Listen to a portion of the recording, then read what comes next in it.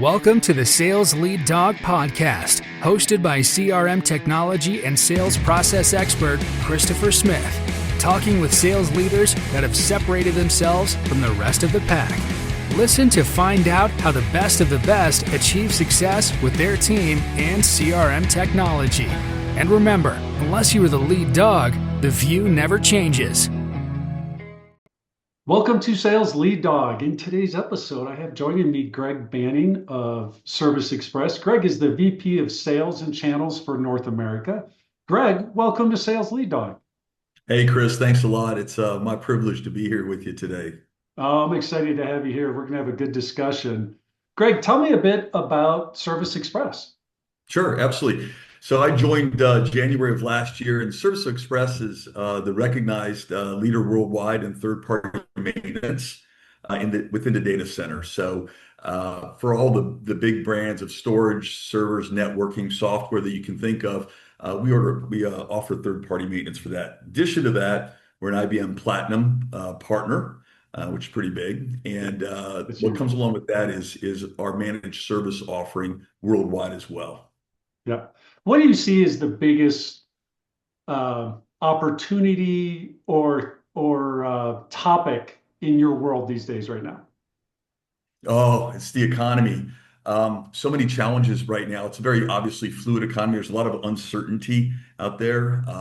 If you look at the latest, kind of feedback or research around the C-suite, they're searching out predictability and doing everything they can to mitigate the uncertainty. And whether that's, the tariffs, the marketplace in general, policy, whatever it might be. That's what we're hearing over and over again. And for us, that plays perfect into what we do, because especially your enterprise customers, your large customers, but all size customers are going to look in this kind of a climate to really mitigate and manage their capital expenditures as well as their operational costs. So that's getting a longer life out of their equipment, which is, by the way, also environmentally sound, as Amazon and Google and others have demonstrated. And that's where we come into play. So we can really help them out with that kind of certainty to some of that capital expenditure and operational costs. Yeah, that's what it's all about these days, is like in times of unpredictability, you want your core systems, these platforms you're relying on to be as predictable as possible. So that's like one less thing you have to worry about. Absolutely. Yeah.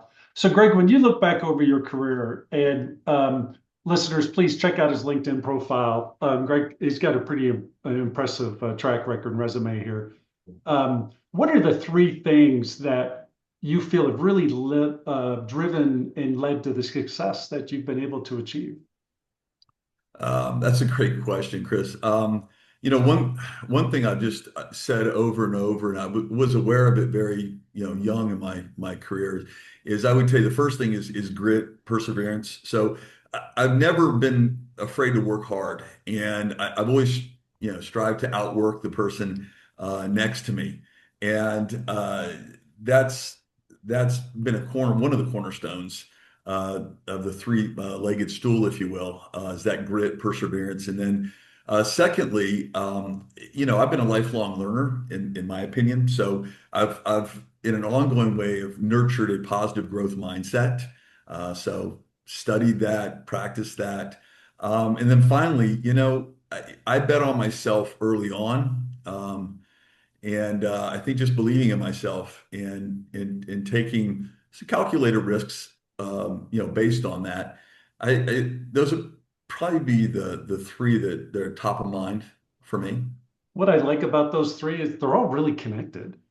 Yeah. When you think about that, Yeah. when you think about grit and just perseverance and, hey, I'm not going to give up, that is directly connected to, I believe in myself. Like I'm a Sure. bet on me, and then to really support that, you have to be a lifelong learner, right? You can't stand still. You got to keep driving forward, especially in the world of technology, because that is not standing still at all. No, very true. Yeah. No, I love that. That's terrific.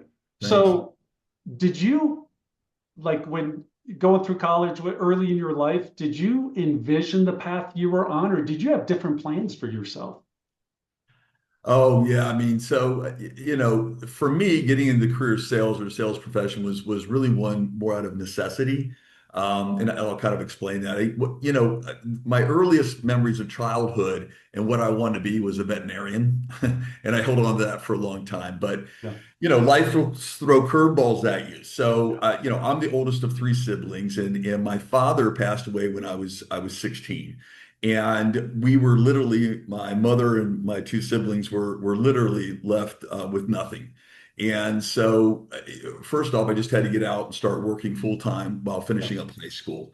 After high school, there was no money to go to college. Yeah. That all died and passed away along with my father. And so, I was in desperate need to make more money. And I had a friend that had found, a sales job, 100% commission, cold calling, and basically telesales for a lot of peripherals related to printers at the time. So all the components, parts, pieces, and accessories that went along with that.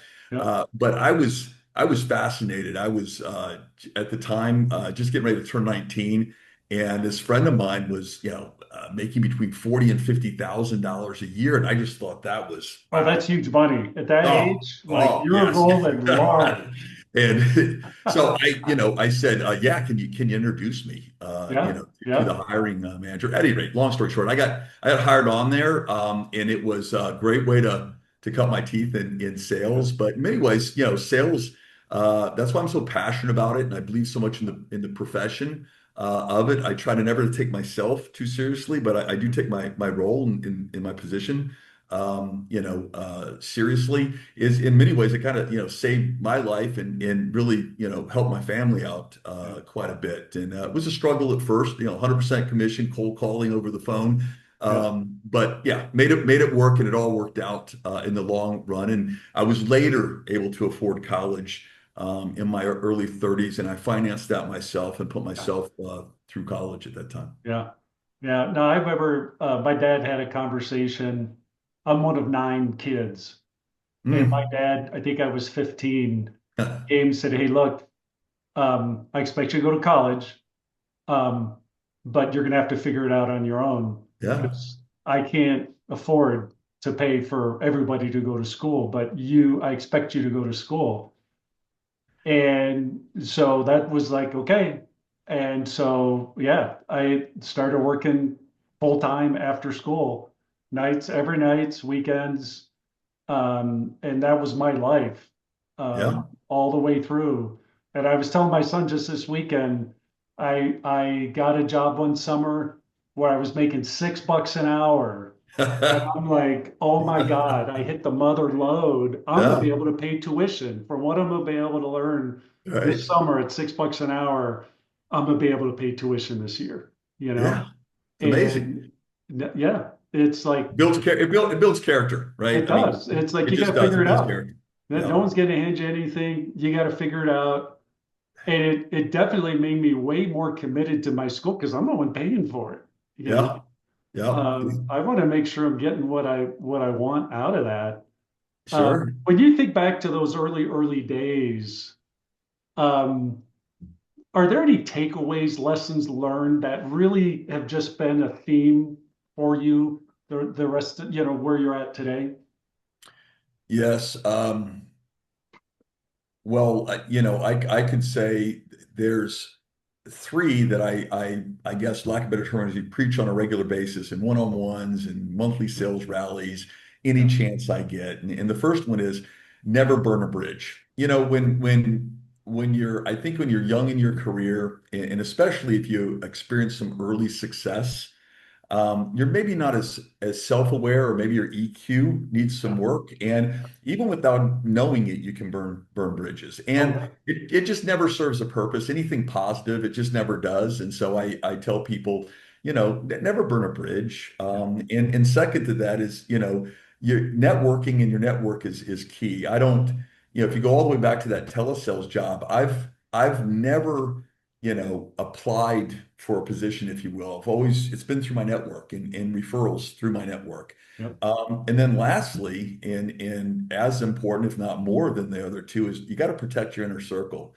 The folks that you hang around professionally, personally, you you can't help it. You become those people. And so you want to hang around people in your inner circle that are maybe smarter or talented. Maybe they're where you want to get to.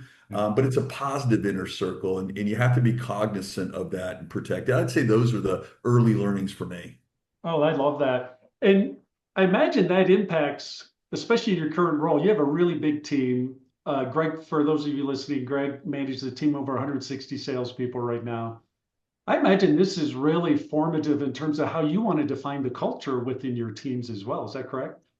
Yeah, no, that's 100% correct. I think foundational. This is my opinion as a leader, for the length of time I've been doing it. But I think if you build a culture, I think your sellers, your employees, the people in your organization, really, if you boil it down, want three things.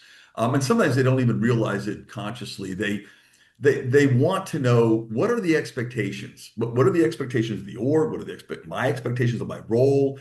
Our team, et cetera. They want clearly defined expectations. They want to know what success looks like in the path forward, and that's number one. Two, they want to be challenged, and they really do. Now, they want to be challenged, I think, in a supportive, manner, but they do want to be challenged. They want you to, bring out their best. And then finally, I want to be valued. I mean, I think we all want to be valued. You don't want to feel like you're a number. You want to know where you fit into the whole of the picture, and that know that you're a valued, person within that, and not just a number.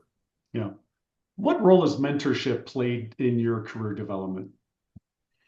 Oh, you mean receiving mentorship Yeah, or? receiving mentorship. Yeah, it's played everything. I have a laundry list. I did a post about a year ago thanking so many of the folks that have that have been such a positive influence to me in my career.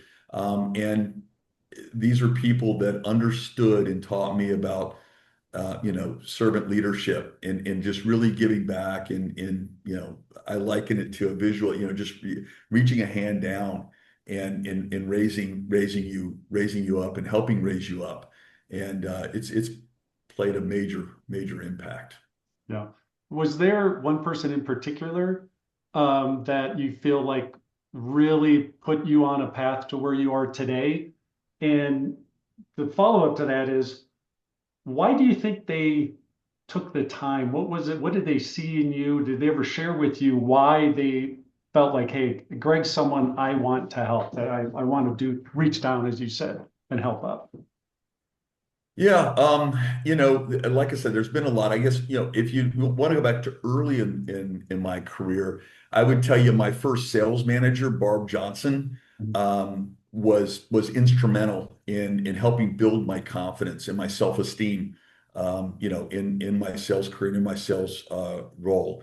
She was the type of leader that was not afraid to get her hands dirty. She wasn't afraid to get in there with you, strategize on calls, get on calls, support you, and then coach and counsel you, both on the wins and the losses. Mhm. And so she was instrumental, early in my career. And then I tell you just briefly, as my career, kind of, evolved and started to mature, I would say Pete Peterson, he gave me a great shot at an international position in running a 600-person international operation down in Costa Rica. He took a chance on me, but he saw some things in me that I didn't even see at that particular time, Yeah. and helped to bring those things out of me. So Yeah. Did he share with you what those were and why? I always like yeah, because that stuff doesn't just happen. They're just yeah, randomly saying, "Hey, I'm a tap Greg." They're thinking about this stuff. They have criteria yeah. they're looking for, right? Yeah, so Pete, over the and I've known Pete for 25 years, but the 5 years that I was working with him, here's what Pete saw. We've talked about this. So listen, I'm a high energy, a very very positive individual. Sometimes I don't, my wife has to remind me that I can be fairly overbearing with my personality. It doesn't seem like that to me, but I'm definitely a go-getter, very driven, impatient, that I've worked on throughout the career. And Pete saw all those things, And what he helped me do is harness those so it wasn't a double-edged sword. Right. And I think one of the best things he ever said to me, yeah, because I'm always pushing so hard. Yeah. It was on a certain, strategy or topic, and he says, Greg, making a basketball reference, sometimes you got to let the ball come to you and just stop forcing the shot. Yeah. And so he saw these things, and he nurtured them in a positive manner and helped me become more self-aware, Yeah. about the flip side of that. Yeah. Sometimes you have to let things develop organically. I'm the same way. I always want to push, push, push. Sometimes you just have to sit back and let it develop organically, and that can be hard to do for Boy, people that's like the you and truth. me. That's the truth. Yeah. Um, AI is a huge topic everywhere these days. I think especially in sales. Um, is there a part of the sales process, sales skills that you think AI will never be able to replace or replicate, that you'll always need salespeople for, and what would that be? Creativity. I believe that for a long time to come will be the challenge of AI to overcome. So it is the creativity of the salesperson, and what's connected to that, right, is the very unique, personality, style, and approach that comes along Yeah, with that. yeah, So I think that's the aspect that, you know, will continue to make salespeople, a necessity, yeah, invaluable in many ways to sales and the sales process and the company's bottom line, top line. yeah. Now I get asked this stuff all the time, and for me, AI is like anything else. It's a tool. Yep. It will be a tool. It's going to be I think, a pervasive tool and not too long. But it's people dealing with people. Yep. And that's the part to me that AI is never going to be able to replace. Um, that it's still relationships, it's still having conversations, it's understanding, um, and like creativity, like you talked about, that every client is unique in their own Yep. way, and there's no cookie cutter approaches, especially Yep. in the world you're in. There's No, definitely no and cookie cutters. yeah, and I think salespeople have to be very careful where and when they use AI today, because I think it's becoming more and more evident of who's having AI write an email or a script or something along that lines, and you undermine the very sales, process around, trust and reliability when that happens. So I think it can be very useful, and I think you said it, and very helpful, but I think you have to be careful when and where you use it. Yeah, yeah. Have you begun leveraging it in your business, in your selling process? Yeah, we're leveraging it around, things around sales, job descriptions, and really outlining, specifically what, we're looking for. We're leveraging it in helping us map out various, sales methodologies, processes, best practices from kind of a rinse and repeat, perspective. Mhm, We do use it in I think in enhancing or at least giving us a different perspective on some talk tracks mhm. that might be useful or beneficial, especially, our first-time sellers that maybe are coming up through the SDR ranks, or they've come out of college, they've got their first sales position or job. It can give you, some good, directionally, Yeah, important. yep, yep, yeah. Yeah, I also think there's a real opportunity when leveraging AI with data. Totally. I think that's really where we're going to see the big push over the next few years, Yep. is how do we've got all this data around our customers, around our markets, our segments, et cetera. What are we not seeing that we should be seeing? Things like that, where I think AI is really going to be a helpful tool. That's huge. I agree. Explanation point on that. Yeah, yeah. So let's go back to constructing your team. What do you look for in future leaders? People that you want to tap on the shoulder and say, "Hey, I think leadership should be something you should consider." Um, I'm looking for people that they're taking an assumptive leadership role. They don't have the title, but they're taking that assumptive leadership role, and the peer group around them is responding as such, and going to them in kind of that leadership capacity. Some of the attributes, I think, skill sets. Always looking for somebody that has a strong IQ and EQ. Growth mindset is very important, the ability to relate and influence folks. And I think being empathetic and authentic, I think those are all foundational things that I'm looking for that can be cultivated and that are I think critical to effective leadership. Yeah. What was the biggest mistake you think you made early on in your leadership career Oh, or learning opportunity? I'll rephrase from mistake. yeah, Learning opportunity. I think there's a couple. I think, boy, this was a long time, and I think John Maxwell, right? Five levels of leadership, positional leadership. I think a lot of leaders, young in their career, first time leaders, can get caught in the trap of positional leadership, meaning that I'm the boss, I have the title, so Yeah. do what I say, right? Yeah. And along that vein, I think for myself. you know, I was of the mindset early in my leadership career that my people needed me more than I needed them. And that's simply not the case. Right. You need your people more than they actually need you. And I think some of the other things I did early in my career was I was inconsistent. And that ran the gamut, inconsistent with processes, messaging, emotions. And then, finally, I think lack of either setting expectations or clear expectations, and then effectively communicating that ongoing. Yeah. Yeah. That's good. I like that. That's some good stuff in there. I wish we had more time in the episode. We could dive into that pretty good, I think. Yeah. But I think those are pretty common mistakes early young leaders make. So when you're developing your young leaders, what advice do you give them? Number one, about setting expectations. Let's start with setting expectations of what leadership is really like. How do you go about that?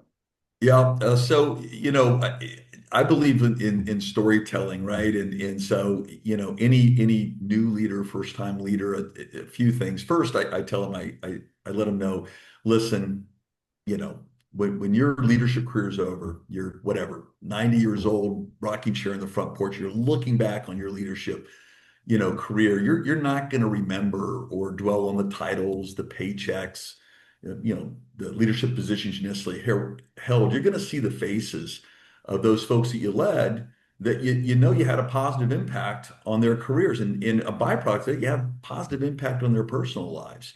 And that's really what leadership is all about, is having that positive impact. And like I said earlier, really drawing out and pulling out the best in people, their best, and so any new leader that I get on board, the first thing I have them do is write a leadership eulogy, believe it or not. So at the end of your leadership career, what would the people you led, what would you like them to say about you? How would you like them to describe you and your leadership style, principles, and all of that? So that's where I kind of you know wrap it around there, and then we go from there around ego-free leadership, being authentic, being the real you. Um, that is essential. Oh, 100%. If you're not authentic and establishing that level of authentic self with your team, people see through that so fast. And it is hard to recover from that, in my opinion. 100%. Yeah. Yeah. What role does vulnerability play in that for you? Oh, it is everything, especially given my personality. It's everything. And I made the conscious decision I hosted our SKO this past February in Dallas, and as you said, we have 160 folks plus in my organization. And, as I alluded to earlier, my dad's death, et cetera, I didn't have the best, childhood. Right.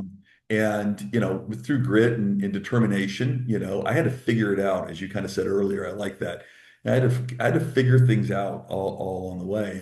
And while I'm not embarrassed of any of it, and I've definitely shared it in a dinner party or in small groups or one-on-one. Yeah. I never in all of my times leading sales forces or giving presentations or anything, shared that story. But I thought it was important on the last night of our banquet, our awards banquet, to share that with the group. And there was a purpose to it, Yeah. and everything. And I had so many people come up to me afterwards, Yeah. and they one-on-one and had similar stories or experiences and Yeah. how much they appreciated sharing. When you're authentic, um, you're able to touch people in such a real way. And as a leader, that's where you're able to actually, influence them, build that trust, and ultimately help them realize their best. Yeah. And so, yeah, I think it's so important to normalize our life experiences, that we all have our journeys.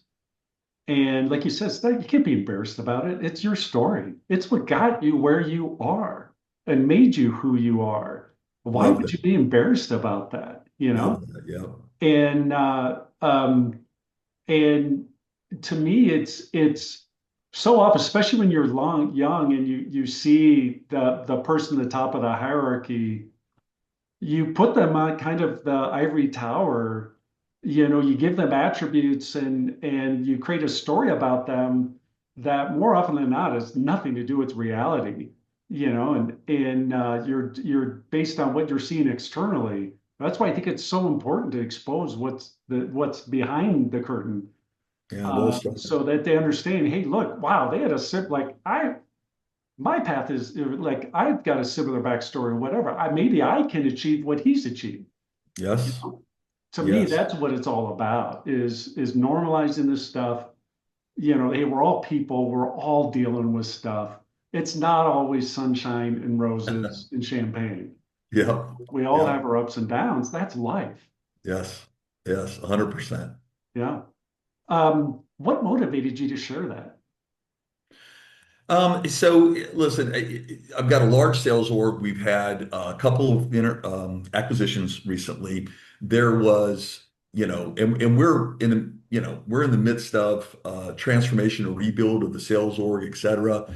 Brought in a lot of new folks, and just we've got to move fast and effectively. And you know, trust is foundational in any culture and any winning team.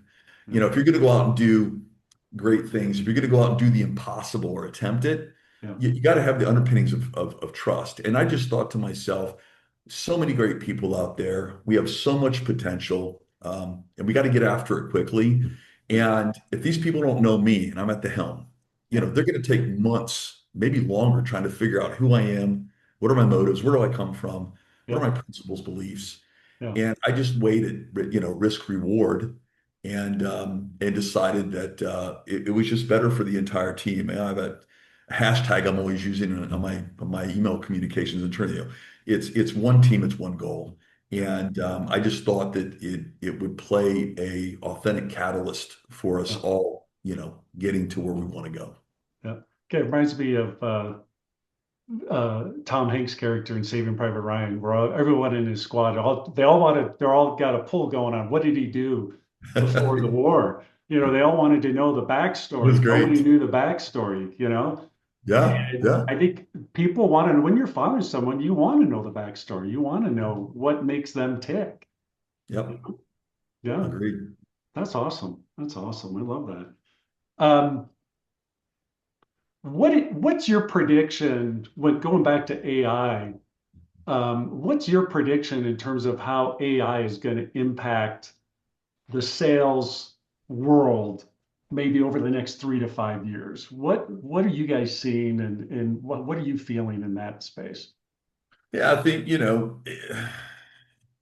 your things will be expedited all the way around. Things will, run at a much faster pace, much more efficient and probably effective manner.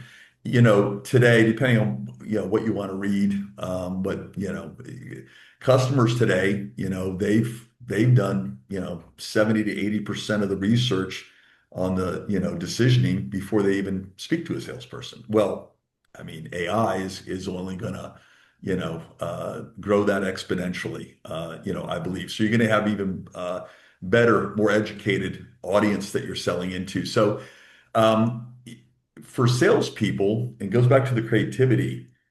It's already important today to be a great storyteller. It's going to be far more important as AI really takes hold and takes off. And what customers won't be able to get from AI, by and large, are real life case studies and stories that you can tell them in a story form about like customers, like problems, like situations, and how they used your services, your solutions, your products to solve those. And being able to paint the story and tell the story around that. And so, that's how I see things going. It'll be like anything. There'll be the good, the bad, and the ugly. Yeah. Yeah. What do you see in terms of right now you've got this terrific role. Where do you want your career to go?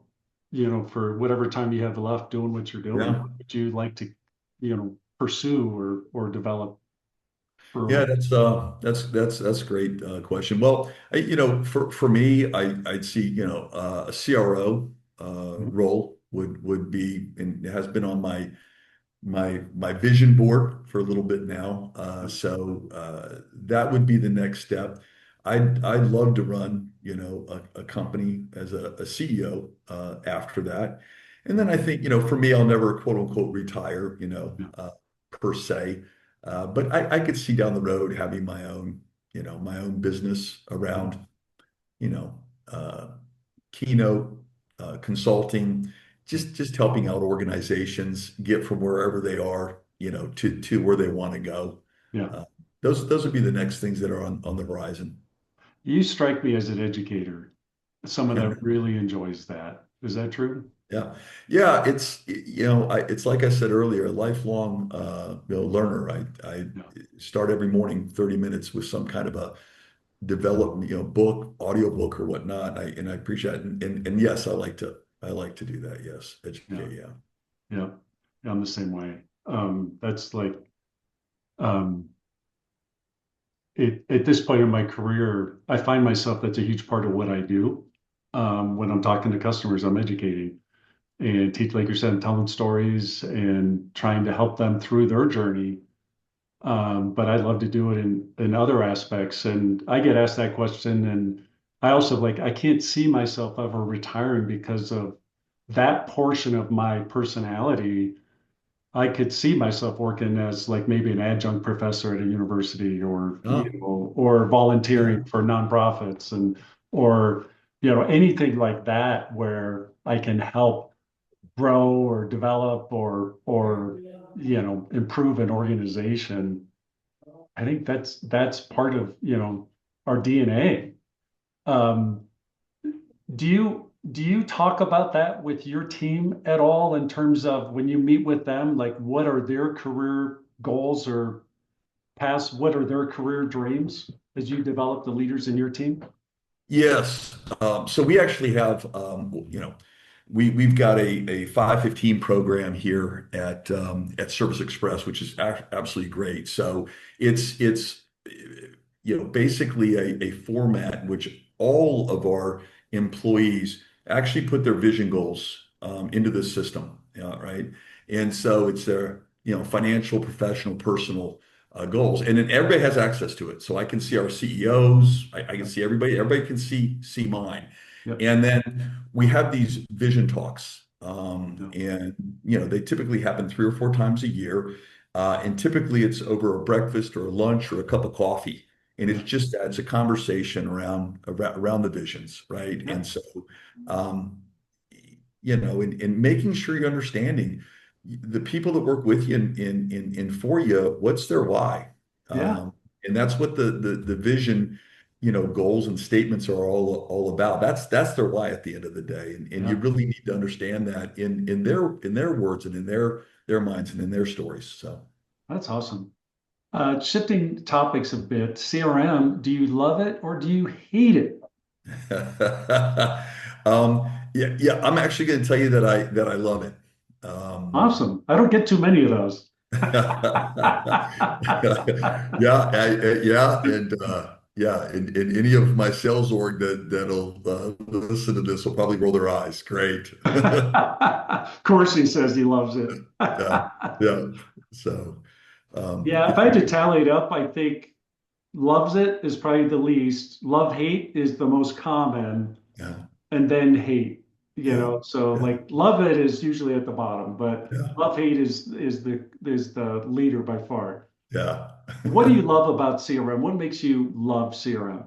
Well, listen, and this isn't going to change anytime soon. It takes a village Yeah, nowadays. It really does. It takes a village to close deals, to keep customers happy, to keep the business, growing and going that direction. And so, being your most effective and efficient, especially, when you're managing customers, when you're acquiring new customers, the CRM is critical in the organization's connective tissue. And listen, if you approach it right, if you, I believe at least, you message it right, you get really people bought into the why, you run a yes, much more effective and efficient organization on the sales side. And who benefits from that?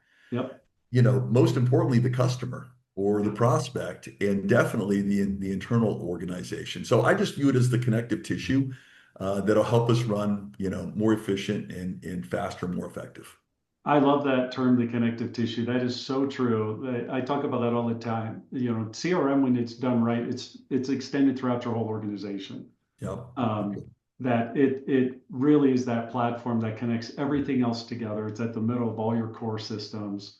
Um, and that I can't stress enough what you said about the why, because I love you guys have those vision goals and it tells you the why of the person, what's motivating them, but you also have to have a why when it comes to your technology, especially CRM, because it can be a chore. But if Yes. you're able to align CRM to support the why, and where it's a personal why, it's not a why for the organization, but it's how this is going to help you achieve your own personal vision. That's what it's all 100%. about. 100%. Yeah. What's your biggest frustration or struggle with CRM? Oh, I'd say the adoption, and therefore, the hygiene. So everything that I said, in front of that Yeah. really starts to fall apart, when you don't have that consistency, Yeah. from the masses. Yeah. Then you're not able to rely on it as the connective tissue and the one source of truth. Yeah. And so that's probably my biggest frustration. Yeah. Yeah, I agree that's garbage in, garbage out. It's only as good as the data. Data is the foundation of everything in CRM, and Yep. it's getting people to understand, look, this data is not just for you. We're making downstream decisions, big decisions based on what's in CRM. If you're not giving us good data, we're making bad decisions. You know? Absolutely, 100%. Oh yeah. And it's getting people to understand that they're just part of that connective tissue. Yep, That we're all interconnected and we're all dependent upon each other and everybody has to do their part. Um, absolutely. yeah. Greg, thank you so much for sharing your insights. This has been a terrific time, but unfortunately, all good things have to come to an end. And same thing here at Yes. Sales Lead Dog. If people want to reach out and connect with you, they want to learn more about Service Express, what's the best way for them to do that?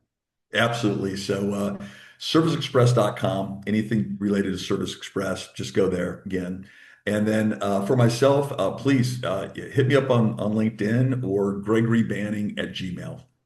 That's awesome. Yep. So if you didn't catch that, no worries. We'll have it in our show notes. You can get that at impellercrm.com/sales lead dog, where you'll get not only this episode, but all our close to 150 episodes now of Sales Lead Dog. So be sure to check that out. Be sure to subscribe so you get all our future episodes as well. Greg, thank you so much for coming on, Sales Lead Dog, and welcome to the Sales Lead Dog Pack. Yeah, thanks a lot, Chris. As we end this discussion on Sales Lead Dog, be sure to subscribe to catch all our episodes. On social media, follow us on LinkedIn, Facebook, and Instagram. Watch the videos on YouTube, and you can also find our episodes on our website at impellercrm.com/Sales Lead Dog. Sales Lead Dog is supported by Impeller CRM, delivering objectively better CRM for business, guaranteed.